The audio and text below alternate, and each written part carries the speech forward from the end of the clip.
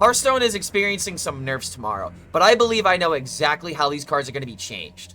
I need another day in order to prepare my next deck spotlight, so if you guys like this kind of content, feel free to like this video and subscribe to the YouTube channel, because a lot of more deck guides are going to be coming out now that nerfs are happening and the meta is definitely going to open up. If you guys haven't seen the teaser yet, these are the cards that are going to get nerfed. We have Construct Quarter, Goldshire Gnoll, Gray Sage Parrot, Spectral Pillager, as well as Cataclysm. Go ahead and switch this here because I want to be in order. But how exactly are these cards ruling the meta, and why exactly do they need to be changed, especially if you are someone that is not familiar with the wild format? We're going to talk about the standard cards first, and then we'll get into the wild cards, but there's really not too many changes, but I believe all of these changes are absolutely necessary. So let's start with the first one. Construct Quarter. The reason why this card is absolutely nutter butters is because corpses are now aplenty in Frost DK, and Frost DK is just literally the best deck in the game, to where it is everywhere in Top Legend. If you want to see my stats, 64% DK since I started playing this deck, and this also includes my additional couple of games with this. And this deck has literally gotten to the point where the mirror feels like if you play the location first, you automatically win. That's why my win rate is not so good with it, but let's not focus on my win rate. Let's instead focus on how we're going to be able to change this card to where it stays the same and we don't have to change Dark Transformation. Because if you guys don't know, Dark Transformation is a 2-mana, 1 Unholy Rune card that essentially does the same thing as this, but instead it transforms a friendly minion. And I believe that is actually what's going to happen to this card. I do believe they're going to knock off one of the locations, going to knock off one of the durabilities because this card is so powerful. But I really do believe that if you make this card into transform a friendly friendly minion, if you want to go so far to make it undead, you could make that jump, but you could make it to where you transform a minion, so that way the egg synergy doesn't work, and you just don't have this blowout by turn 2 possible. Yeah, it kind of means that egg isn't as good anymore, and maybe the card gets like subbed out, or maybe you still run it in Unholy because you have all these buffs for it. But I believe the egg synergy with this card is way too good, because with 1 egg and this location, you get 3 corpses for 2 cards in order to make your Marigar insanely consistent when you have all this mana cheat possible and the Frost DK. I think that making this transform would actually go a long distance in order to alleviate the problem that is really being showcased by this card. It's not just the 4 or 5 stats, although I do believe the stats could be problematic. But I believe that if you make it transform, then all the corpse synergy is a lot less consistent, and Marrow doesn't consistently hit for 10 on turn 6. It just really shuts down the insanely massive consistencies of the corpse generation, to where Might of Menethil probably isn't the go-to card anymore, when people are running 2 copies of. There's another thing that you could do. You could just change the stat line, and you could change the durability, and I believe that's probably what's more likely to happen. But I really do believe that if they were to make this transform, we could keep the stat line. If you wanted to go a step further, you could make it to where you destroy a friendly undead minion instead in order to really push on that synergy. But I still believe that transform would help with the corpse synergy problem that we're having right now, especially in Frost DK.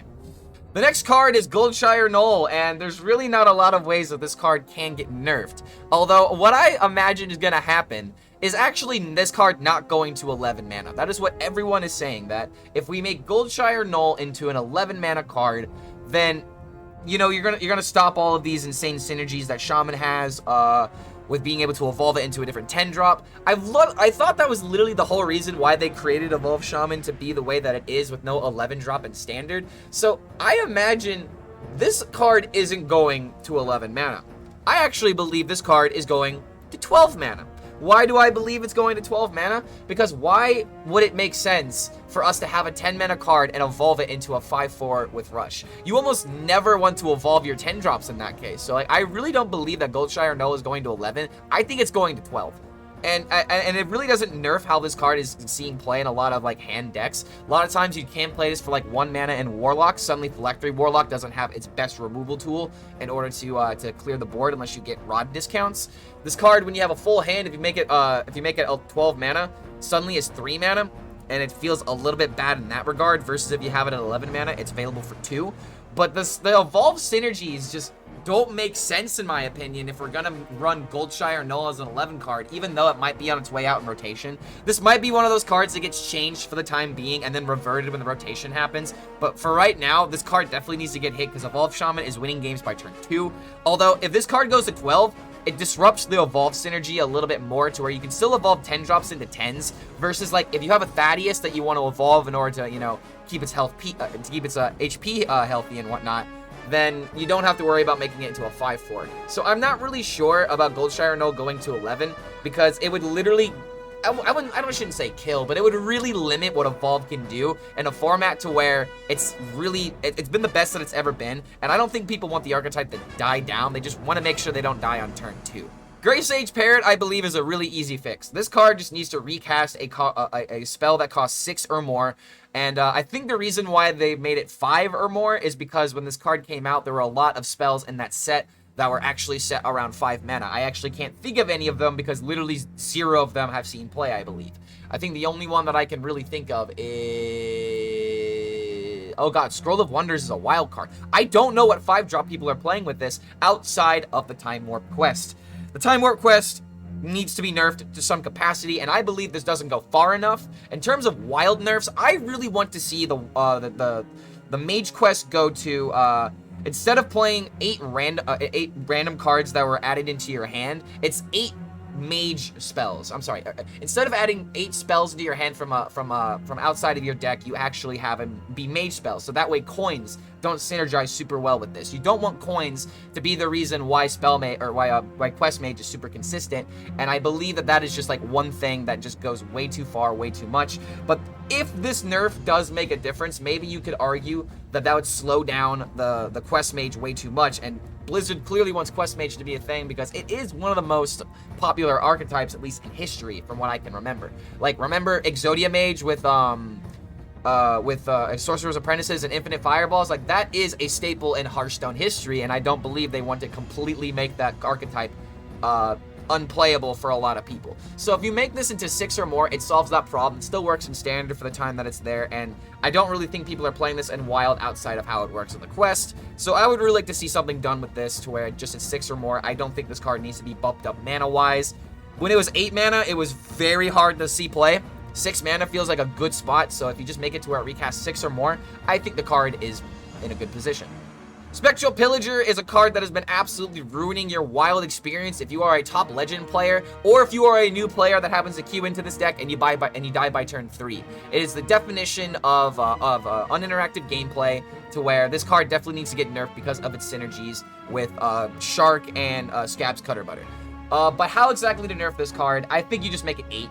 I literally think you just make this card 8 mana. If you make it 7 mana, it's still likely that you can do some ridiculous things because Rogue has like coins and whatnot to make it to where, you know, oh no, I'm not playing all the cards for 0 mana, but I can still play them for 1 mana. And most of the cards are still going to be 0 because of how they synergize with Scab's Cutter Butter and like the build up and whatnot. So I really believe you need to make this card 8 mana if you're going to not change its effect at all.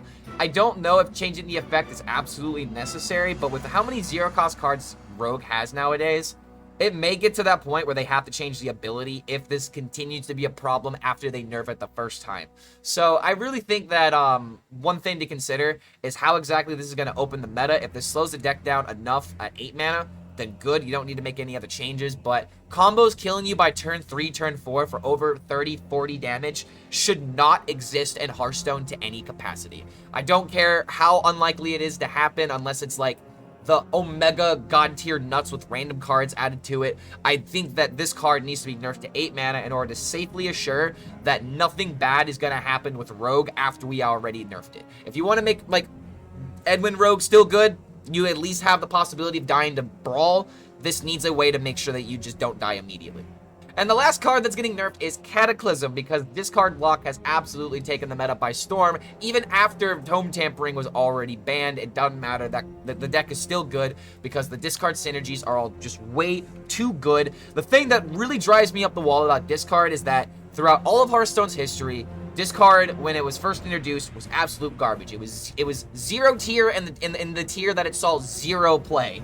Not that it was 0 tier busted, but now it is 0 tier busted because the synergies complement each other so well to where your cards literally don't get spent for mana. They get discarded and they get to do their effect. When there's not that many cards that work well with it, discard feels like a complete and utter broken trash pile of cards. But now it's gotten to the point where it has so much support, it has so much synergy, to where discarding a card is actually a benefit versus being like, you know, a somewhat positive that you could go for your deck that sometimes gives you some synergies that might push you over the edge. Now it's just it's just literally only discard. And being able to destroy the field, being able to deal 10 damage and summon 6/6 in stats with other 2/5s taunts as well, it's too much. It's just way too much. I think you make this card cost 6 mana. I think you can make this card cost 6 mana, even though it makes Mechathune Warlock almost completely unplayable. Makes me kind of sad to say that, but Mechathune Warlock isn't what's destroying the meta right now. It's discard lock, and that card needs to be affected to some degree. And I believe that this is just a safe nerf. Make it 6 mana. And a 6 mana, destroy the entire field, plus give yourself synergies in hand. That already feels pretty good. For 4 mana, it just feels way too good. So make it 6 mana so that way we don't have to hear people complain about Cataclysm going to 5 not being enough. I think it needs that extra step because these wild decks are so oppressive to where people quit the format. You don't want to make these changes, have these changes not deliver, and then people feel like they're just going to be disappointed again. I'm worried about this. Other wild players are probably worried about this, and that's again my main stripe with these nerfs is that if they don't hit the nail, and I'm not having fun with Wild, I don't really know what's going to happen unless the format receives massive changes. Are there massive changes on the rise? There might be a possibility of that, in all honesty. Like, the Wild Summit, I don't believe is over. Like, they've met up a little bit. They have cards on their chopping block, cards on their radar, if you will. And I believe we will see more changes once the rotation happens and we know what exactly is going to be happening. Some of these cards that might be reverted. Maybe some of the reverts might make a difference, in the Wild format, even though I can't think of any reverts off the top of my head that would make any massive changes. But what do you guys think? Do you guys think these changes are safe? Do you guys think I'm on copium? Do you think I'm just making a video just to make a video? Honestly, I kind of am because I need more time with my Druid deck. But trust me, tomorrow I've got a Rank 1 Legend video coming out that is going to be talking about a way to counter DK, but it's still going to be playable even when the nerfs go live. So make sure you guys are subscribed to this channel and you like the video in order to be notified about when that stuff comes out. Thank you guys so much for making it to the end of this video, and we'll see you for the next one.